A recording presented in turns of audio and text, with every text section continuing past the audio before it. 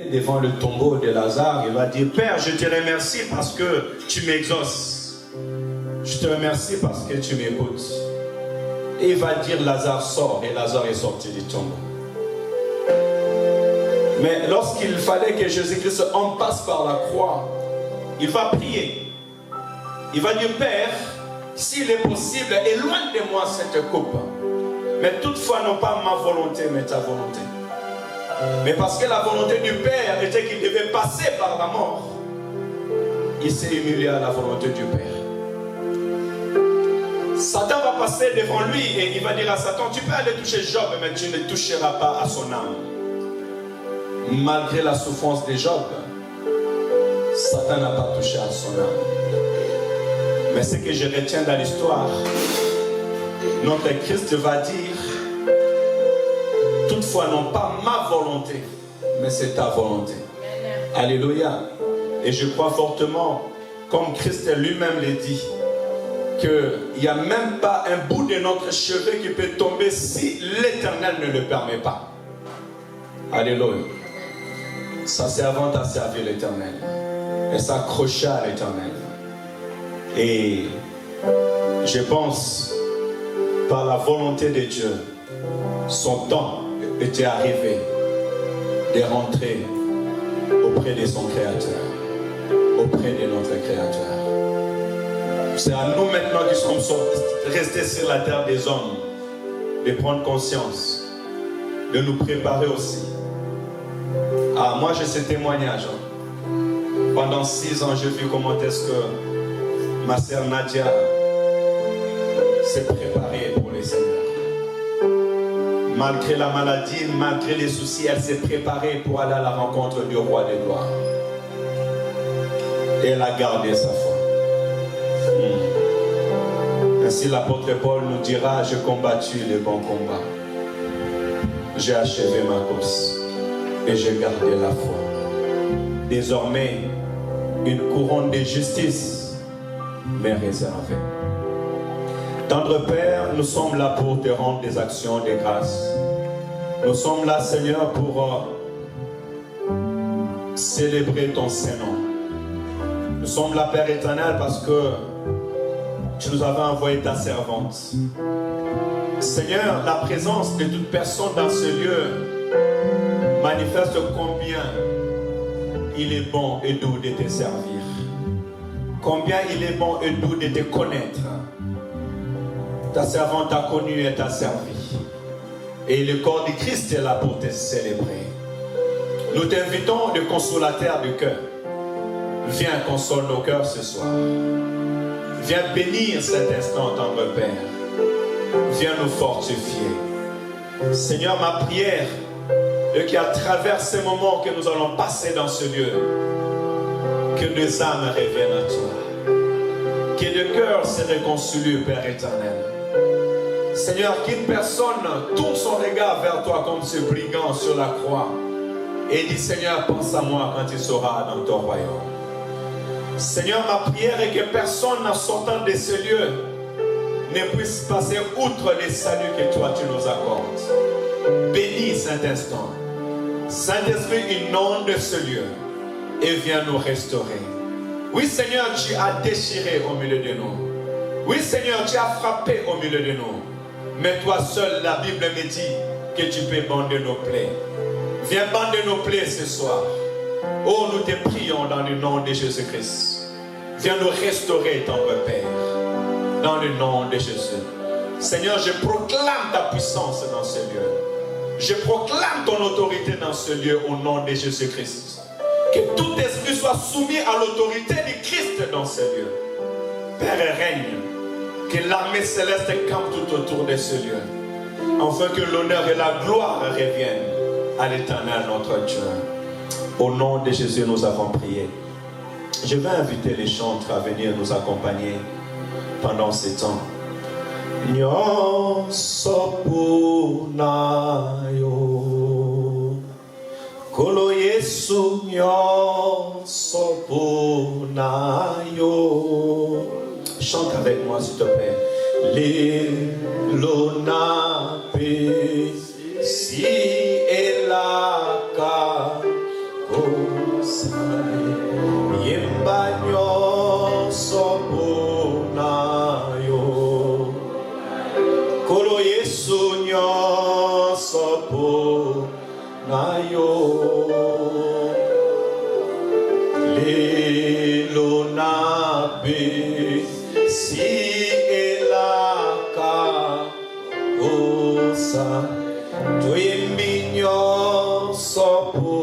nayo Kolo Yesu na japo nayo Imbalilo na si elaka osale Imbana bele liyokolo Yesu yosunganga Ongunayo Onguna Satan ateremia Kolo yakosi Onalili nalimbi Nabele Viens Seigneur Liyokolo Osumamai Lomunayo Sois béni Yesu nanga alonga kisatiye naye mutanatina naina koyemela yo tango nyonso na momoinanga mosusu azali te kaka yo Yesu nanga bakufela kinga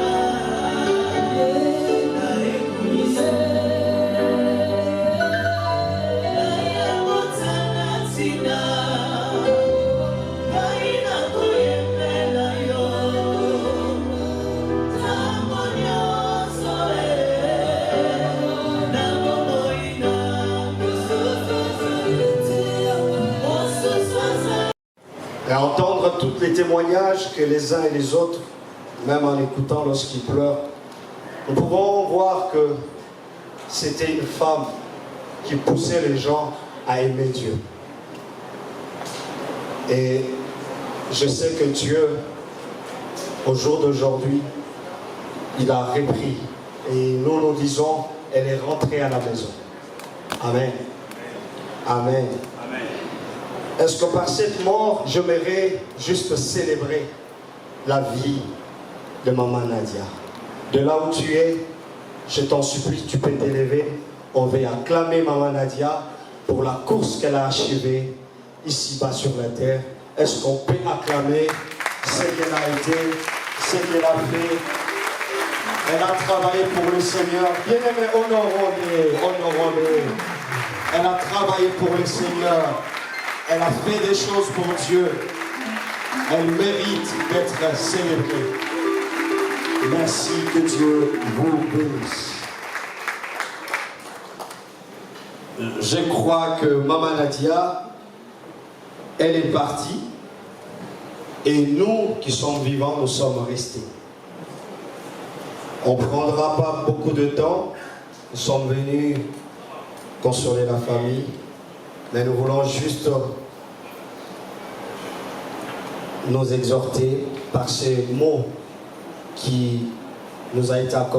Je vais relire ce passage. J'ai lu au nom du Seigneur. Je commence au deuxième verset.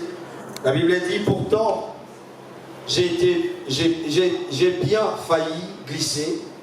J'étais sur le point de tomber, car je voyais le bonheur des orgueilleux et j'étais jaloux de ces gens mauvais. Jusqu'à la mort, ils ne souffraient pas. Ils sont gros et en bonne santé. Ils n'ont pas le même souci que tout le monde. Le malheur qui frappe les autres passe loin d'eux. Je saute, je prends le 14e. Il dit ceci: tous les jours, on me frappe et tout le matin, on me pille. Je pourrais parler comme les gens mauvais, mais alors, ô Dieu, je trahirai tes enfants. J'ai donc réfléchi pour comprendre cela et j'ai vu que c'était difficile. 17. Mais quand je suis entré dans ton temple, je compris ce qui attendait ces gens-là. Parole du Seigneur. Bien-aimé, j'aimerais dire à une personne ce soir, si tu es là, c'est parce que Dieu l'a voulu. Alléluia. C'est Dieu qui a voulu que tu sois là. Je ne sais pas pourquoi Dieu le veut, mais je sais que toute chose que Dieu fait, elle a pour un but. Et le but de ce soir, je parlerai à 3 personnes. Je parlerai d'abord à ces personnes qui sont comme cet homme d'Asaph. Asaph, c'était ce serviteur qui travaillait auprès de David, qui, en travaillant, mais il a regardé les autres personnes qui étaient, comme dans la Bible dit, des insensés. La manière dont ils menaient leur vie. Ils menaient une vie aisée, une vie tranquille, une vie de péché. Une vie qui les dérangeait en rien. Et Asaph était sur le point de faillir ou de tomber, comme on peut dire dans le langage de nous Congolais, au Pays-Bois. Et quand il regardait ces gens-là dans l'ambiance, il se disait peut-être, à quoi bon je sers Dieu? À quoi bon je suis Dieu? Et ces derniers, il dit que j'ai failli tomber, j'ai failli glisser, pour dire que je voulais abandonner. Pourquoi? Parce que ces gens-là, comme ils vivaient, ils s'inquiétaient de rien. Et ces gens-là n'avaient pas peur de la mort. Et ces gens-là, bien aimés, ils dormaient et ils se réveillaient sans aucun souci. Et lui, quand il dormait, des fois il se faisait des soucis. Et cet homme, il a vu comment est-ce que ces gens-là menaient leur vie. Une vie de débauche, une vie qui n'était pas propre devant le Seigneur. Et cet homme, il a vu ces choses.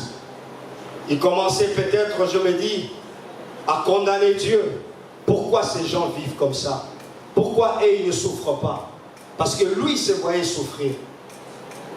Et la Bible est en train de nous montrer que, si vous lisez bien, ces gens, ils arrivaient même à insulter Dieu, à se moquer de Dieu. Et ils n'avaient aucun souci, et Dieu ne leur faisait rien. Laisse-moi te dire, au jour d'aujourd'hui, c'est le cas, peut-être d'entre nous, où les gens que nous sommes en train de servir Dieu, nous sommes enfants de Dieu, lorsqu'on regarde les gens tout autour de nous de la manière dont humaine, on a envie d'abandonner les choses de Dieu. On a envie de laisser de servir Dieu. On a envie d'abandonner, de prier. Mais laisse-moi te dire que Asaph aussi a vu ces choses-là. Asaph aussi a remarqué ces choses-là. Parce que nous voyons des chrétiens au jour d'aujourd'hui, ils commencent à lâcher prise. Il y a des frères qui, depuis, je ne sais pas d'où ils sont sortis, ils servaient Dieu. Ils aimaient Dieu. Ils étaient des hommes de Dieu, des serviteurs de Dieu, des intercesseurs. Mais au jour d'aujourd'hui, vous avez abandonné. Pourquoi? Parce que vous avez envié. Parce que la Bible dit, lorsqu'Asaph regardait, c'était avec envie. Il voulait faire comme eux. Frère, tu veux faire comme les autres. Peut-être tu as déjà commencé à faire. Peut-être tu veux aller. Jésus est venu ce soir. Jésus est venu nous interpeller. Le Saint-Esprit est venu t'interpeller en te disant, ne fais pas cela. Fais très attention. Lorsque les autres te voient, il y a même les uns et les autres, tes frères, tes soeurs, ceux qui te connaissent, ils te rappellent. Ils te disent que toi tu es un homme de Dieu, tu es un enfant de Dieu, tu sers Dieu à l'église. Mais la vie que tu mènes, ça ne te dérange plus.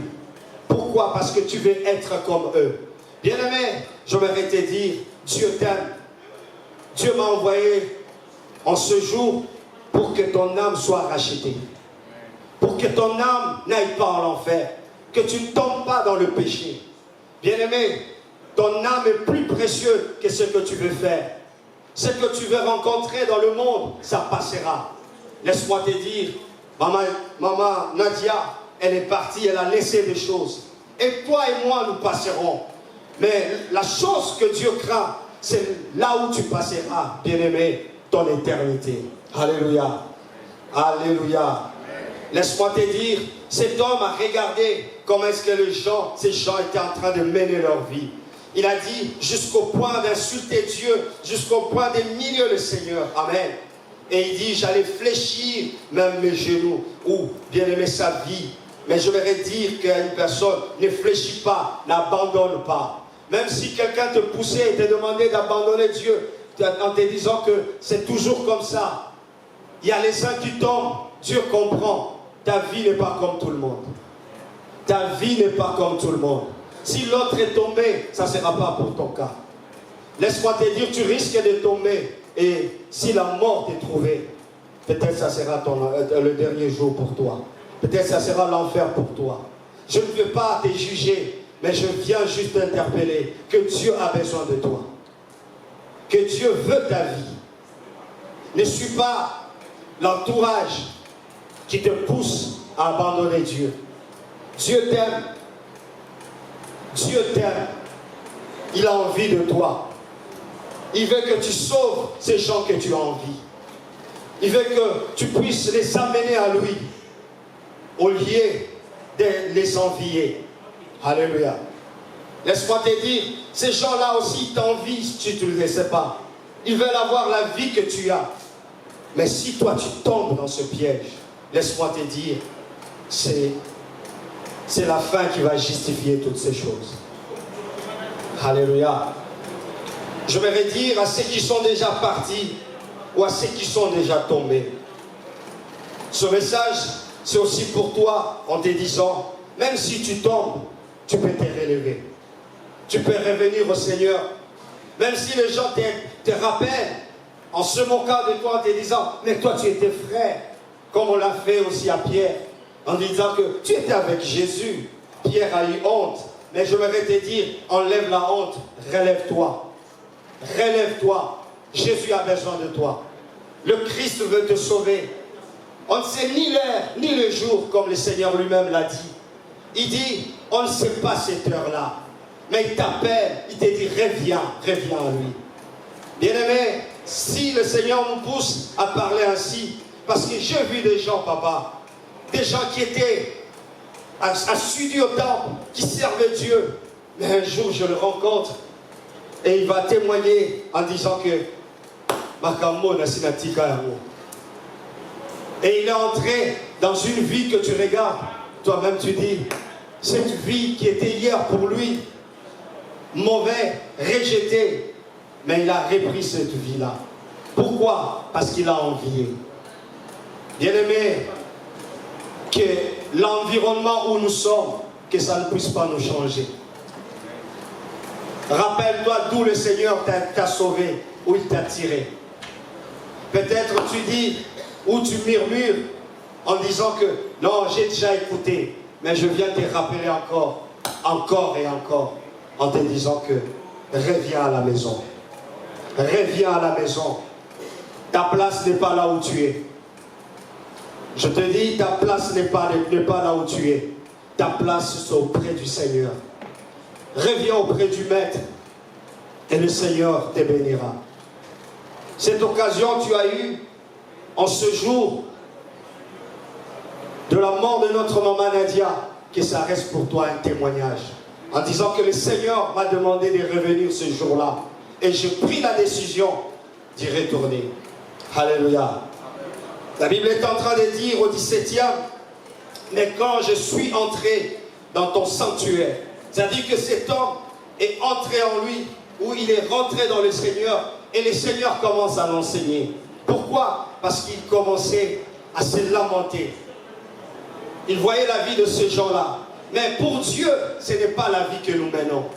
Bien-aimés, j'ai toujours dit une chose, que, bien-aimés, les richesses, surtout nous qui prions aujourd'hui, nous les avons fait, c'est comme si c'était le paradis. Même les païens, même les chrétiens ont droit au travail. C'est-à-dire que celui qui travaille, il peut gagner une vie. Mais en travaillant, tu ne peux pas gagner le royaume de Dieu. C'est pour te dire que si tu travailles, tu auras une bonne vie. J'aimerais t'encourager à travailler.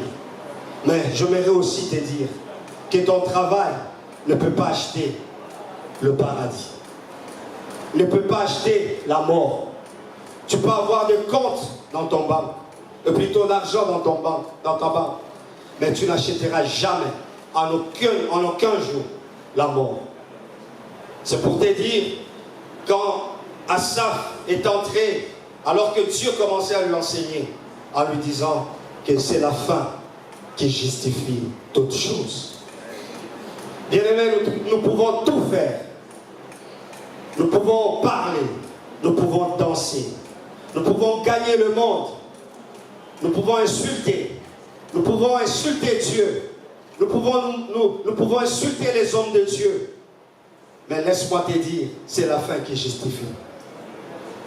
La fin, c'est le jour du jugement. Le jour du jugement pour toi et moi, on ne sait pas où nous serons.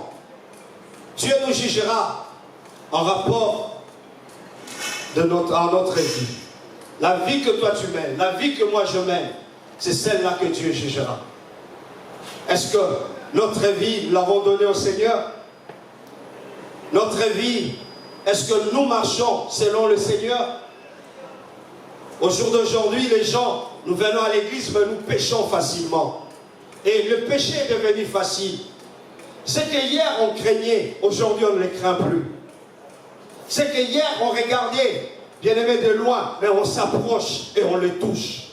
Et on explique facilement, que ce soit le peuple de Dieu, que ce soit nous les hommes de Dieu. Nous faisons des choses sans crainte de Dieu. Mais je suis venu te rappeler, te dire une chose, qu'il y a un Dieu au ciel qui juge tous les êtres humains.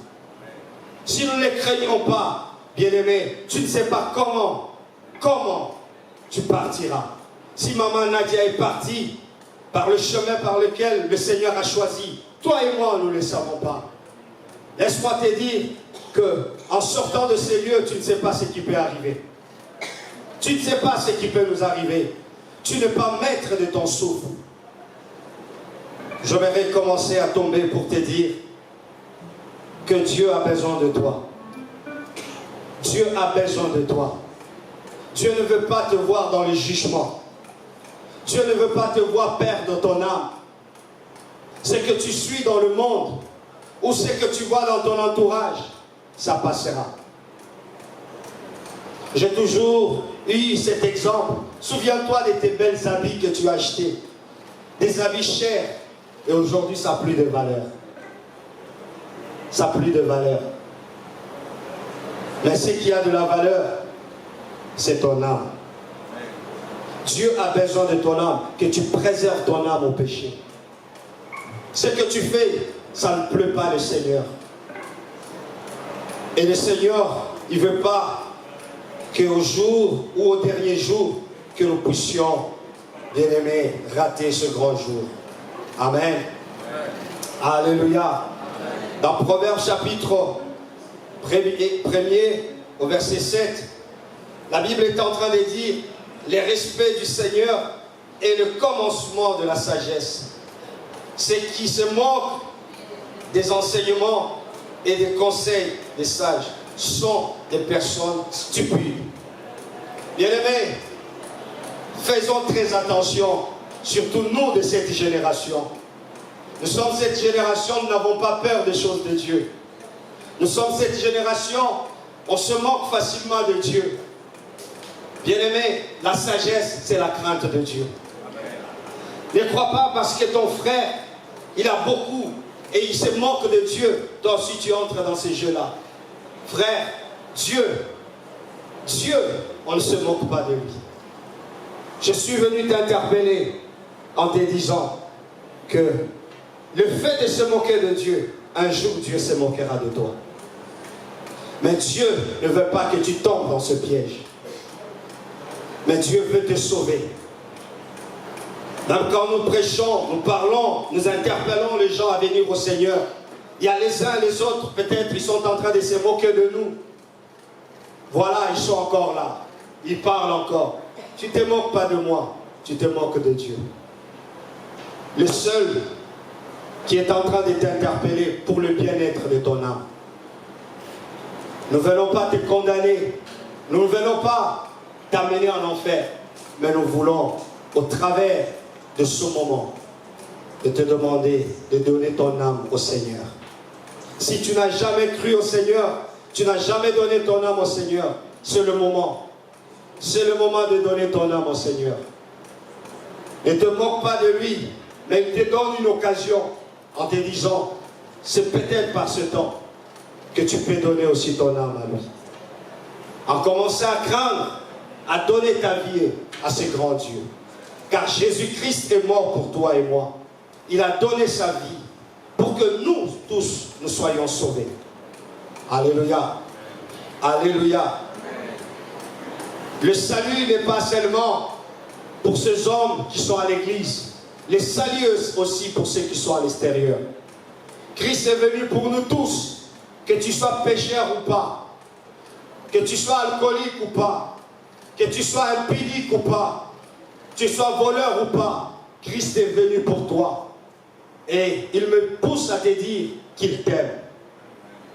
Je le répète encore, il me pousse à te dire qu'il t'aime. Il veut te sauver. Il ne veut pas te laisser.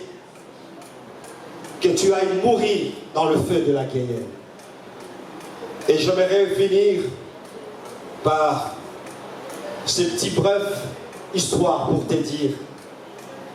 Aujourd'hui, je crois que j'en ai déjà parlé ici à Saint-Étienne.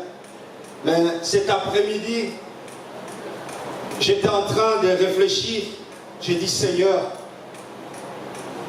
la mort de Maman Nadia doit m'interpeller. Je ne veux pas dire nous interpeller, mais elle doit m'interpeller moi-même. Cette femme, elle est partie. J'ai vu comment les gens pleuraient. Mais à un moment où je pensais, le Seigneur commençait à me faire comprendre. Il y a une histoire, j'ai déjà rencontré ici à Saint-Étienne, qu'il y avait un homme qui un jour, il a perdu sa femme. Il a perdu sa femme, comme nous le voyons au jour d'aujourd'hui avec Papa Hans. Et ce jour-là, il pleurait. Il a pleuré, il a pleuré. Et ils sont allés enterrer sa femme. Un bon jour, alors qu'il dormait, il entend à la porte de sa chambre, il entend quelqu'un qui toquait avec insistance, il croyait comme si c'était ses enfants. Il toque, la personne toque, il dit entre. Mais il sent quelqu'un entrer sans ouvrir la porte. Et la personne entre, il voit la personne, il dit, qui es-tu? Il dit, je me nomme la mort. Et je suis venu te prendre. Il a dit, comment ça? Tu es venu me prendre? Tu ne m'avertis pas? Il a dit, non, je t'avais averti. Il dit, comment tu m'as averti? J'ai dit, mais j'ai pris ta femme. C'était une façon que je t'avais parlé. Et ça, c'est mon langage. Il a dit, non, laisse-moi encore le temps. La mort a dit, bon, je reviendrai, je te laisse le temps. Et la mort est partie. Des jours passés, dans sa famille, il y a eu quelqu'un qui est mort. Et ils sont allés, comme d'habitude, comme nous le faisons. Nous assistons au deuil. Et c'est passé. Un autre fois, c'était un de ses amis. Un autre fois encore, ce sont ses collègues. Et une fois encore, c'était son voisin qui est parti. Je ne sais pas, tu es voisin, tu étais voisin à Maman Nadia, où tu es voisin, où tu le connais, tu es collègue.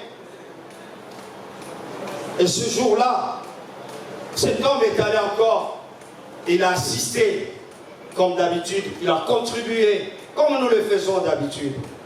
Mais les jours après, la mort est venue. Mais cette fois-ci, elle est venue, elle a pris son fils. C'est son fils qui est parti. Il a pleuré sans savoir que la mort était déjà dans la maison. Dans tes collègues, tes amis, et pour t'informer que je ne suis pas loin, je suis dans le parage, je suis allé chez ton voisin. Et rappelle-toi, c'est toi qui étais avec lui chaque jour. À la dernière minute, tu étais toujours là, c'est toi qui le consolais. Et même quand ton voisin est parti, je suis entré dans ta maison. J'ai pris même ton fils pour que tu saches que j'étais plus loin. Tu devais te préparer. Bien-aimé, Maman Nadia, elle est partie. Maman Nadia, nous la pleurons. Tu es son voisin, tu es son collègue. Il y a son mari, il y a ses enfants. Mais je voudrais te dire que sa mort, c'est un langage. C'est un langage pour toi et moi, pour te dire que la mort n'est pas loin de nous. Si je te dis ces choses, c'est parce que cet après-midi, je pensais, Papa Hans, je pensais à vous. Lorsqu'on était au deuil de Papa Jean, je parlais avec vous, je vous taquinais, j'ai dit, vous devez m'inviter à la maison. Je fais partie de votre famille. J'ai dit, quand vous faites des fêtes, vous ne m'appelez pas pourquoi. Et on était là, c'était pour pleurer Papa Jean. Alors que nous ne savons pas que c'était un langage pour nous dire que le second, ça sera peut-être toi. Et aujourd'hui, je ne viens pas te pointer du doigt. Mais je te dis, après cet enterrement, peut-être ça sera moi. Mais ce que je voudrais te dire, si c'est moi, si c'est toi, le Seigneur nous demande ce soir de préparer notre âme. Parce qu'aucun de nous n'a vu ce que Maman Nadia a vu. Il n'a pas rencontré la mort. Et plutôt, lorsque la mort est venue, si elle pouvait se réveiller pour nous expliquer, elle nous dira que c'est un mystère. C'est pour te dire que la mort, c'est un mystère. Que lorsqu'elle vient, elle n'avertit pas comme toi tu l'entends. Peut-être tu t'es dit, j'ai encore le temps. Maman Nadia aussi, elle pouvait dire, j'ai encore le temps. Mais aujourd'hui, elle n'est plus avec nous. Et je viens t'interpeller. Jésus-Christ t'aime, Jésus-Christ nous aime.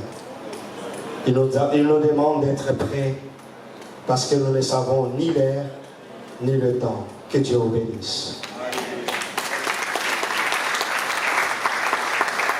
Jésus, acclame pour la parole de Dieu.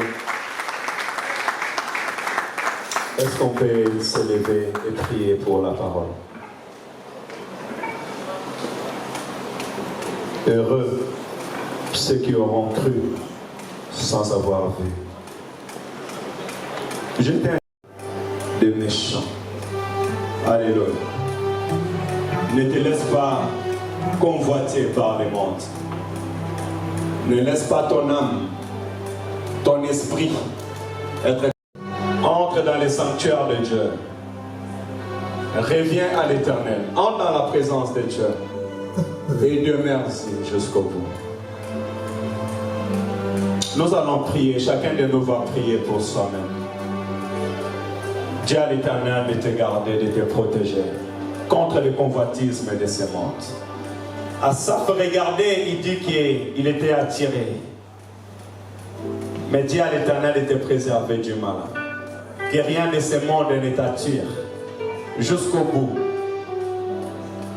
La parole dit que le sort final du malin, c'est la perdition. Mais nous ne sommes pas destinés à perdre notre âme, mais plutôt à entrer dans la gloire de l'Éternel.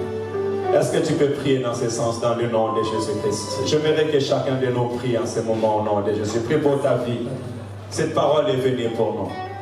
Peut-être que tu étais déjà attiré vers le bas, mais le Seigneur veut te relever ce matin, ce soir. Relève-toi là où tu étais tombé. Relève-toi. Relève-toi du piège de l'ennemi. Ressaisis-toi. Alléluia. Parce que la finalité, c'est dans la présence de Dieu. Éternel Dieu de gloire, nous te prions de nous préserver du malin. Nous te prions de nous préserver du convoitisme de ce monde. Seigneur, me voici. Et voici ce peuple dans le Père. Tu nous as rassemblés, Père éternel, ce soir, autour de ta parole. Et nous te prions, éternel Dieu de gloire, de nous préserver du mal et du convoitisme de ces mondes, de cette génération, Père éternel. Père, nous voulons être de ceux qui écoutent ta parole, de ceux qui te craignent et de ceux qui t'obéissent. Nous voulons être, Père éternel, de ceux qui prennent plaisir d'entrer dans les sanctuaires de l'éternel et d'y réfléchir, tendre Père. Seigneur, ne permets pas que nous arrêtons de réfléchir et s'éloignons, Père éternel, de ton sanctuaire. Mais garde-nous dans ton sanctuaire. Oui, j'habiterai toute ma vie dans la maison de l'éternel et je les servirai toute ma vie. Bien-aimé, si tu es là, tu n'as pas donné ta vie à Christ, il est infavorable pour toi en ces moments d'accepter Jésus comme Sauveur et Seigneur. Peut-être tu mettais le convoitisme de ces mondes en premier. Ta voiture, ta maison te calcule. Mais aujourd'hui, nous voyons la servante de Dieu lorsqu'elle nous a laissés. Elle a laissé aussi la maison. Elle a laissé aussi la voiture. Elle a tout laissé. Mais elle est rentrée auprès du Père. Et je vais te dire, moi aussi, toi aussi, un jour, nous laisserons tout. Oui, on se lève à 5 h du matin, à 4 h du matin. On prend plaisir à la fin du mois d'avoir des comptes bancaires. Mais nous laisserons tout cela. Éternel Dieu Tout-Puissant, je prie que tu sauves toute âme qui est dans ce lieu. Seigneur, je prie que chaque personne qui a quitté sa maison pour venir dans ce lieu puisse te rencontrer ce soir. Et que Saint-Étienne soit sauvé pour la gloire de ton Seigneur. Dans le nom de Jésus. Entre tes mains, j'abandonne tout ce que j'appelle le mien. Je suis en train de t'aider à prier. Si tu peux m'accompagner par ces chants. Entre tes mains, j'abandonne tout ce que j'appelle le mien. Oh, ne permets à personne, Seigneur Jésus, d'apprendre le mien. Oui, prends tout, Seigneur. Oui, prends tout, Seigneur. Entre tes mains, j'abandonne tout avec bonheur. Oui, que le Seigneur ne permet pas que ton âme soit perdue. Abandonne-toi entre les mains du Seigneur. Alléluia. S'il vous plaît, s'il vous plaît. S'il vous plaît, Jean. S'il vous plaît. Avant de continuer la soirée, nous allons prier aussi pour la famille. Seul Dieu peut mesurer la dimension de douleur. L'Éternel a déchiré, comme nous dit dans Osée chapitre 6. On va dire à l'Éternel aussi de venir bander les plaies, de venir élever. Demain, ça sera encore plus difficile pour nous. Mais on va recommander entre les mains du Seigneur que l'Éternel fortifie la famille, qu'il bénisse cette famille, qu'il bénisse son église. Est-ce que tu peux prier là où tu es dans le nom de Jésus? Prions pour la famille, prions pour papa, maman, prions pour Yaya, Nicole, prions pour cette famille. Dis à l'Éternel de nous fortifier, prions pour l'Assemblée à cesser le corps de Christ. Dis à l'Éternel de venir encore fortifier, de venir nous soutenir encore. Nous avons besoin de toi, Éternel Dieu de gloire. Seigneur, c'est toi qui as dit, revenez à moi, car c'est moi qui a déchiré, c'est moi qui a frappé, mais c'est moi qui vous élèvera, c'est moi qui vous fortifiera. Seigneur, je viens prier ensemble avec les siens. Viens nous fortifier, Père éternel, encore ce soir. Viens fortifier la famille, tendre Père. Viens fortifier, Père éternel, Seigneur. Papa Hans, viens fortifier, Père éternel, la maman, là où elle est au Congo. Viens fortifier cette famille au nom de Jésus-Christ. Esprit de l'Éternel, nous te prions dans le nom de Jésus. Viens nous assister ce soir. Viens nous assister pour la journée de demain, tendre Père. Viens assister cette famille éternelle de gloire. Viens bander nos cœurs, nous te prions au nom de Jésus-Christ. Yana songa bisoza. Ona na posta na Yesu. Yana pesa makasi sika makasi zangi Père éternel. Kono yaka sunga bibonda oyoza. Kono to dokeni. Dans le nom de Jésus. Dans le nom de Jésus. Dans le nom de Jésus. Dans le nom de Jésus. Notre Père, viens, Père éternel, nous te blesserons encore. Viens nous soutenir, Seigneur. Viens nous fortifier, éternel de gloire. Viens fortifier ton Église, ton Père. Dans le nom de Jésus. Dans le nom de Jésus. Alléluia. Alléluia.